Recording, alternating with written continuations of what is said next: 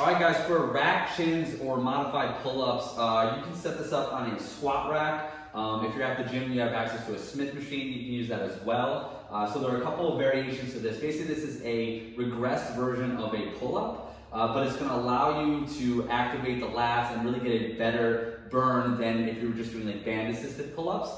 Basically, your feet don't leave the ground. So what you're gonna do to set up on this is you'll go behind the bar. Make sure if you're on a squat rack that you roll the bar all the way against the rack. This way when you go to do the first rep, you're not ripping the bar back and it's gonna throw you off balance. So the first version of this will be with your feet on the floor. So you're gonna want your hands a little bit wider than shoulder width. Think about like if you were doing a lat pull down, so about that width. You're gonna go directly underneath the bar. Now this is super important. You wanna make sure that you're not leaning back like this. You don't wanna do a row. You want your butt to stay down towards the floor. Let me move this bench real quick. You want your butt to stay down towards the floor and your toes will be elevated so your heels are on the ground and your knees are bent.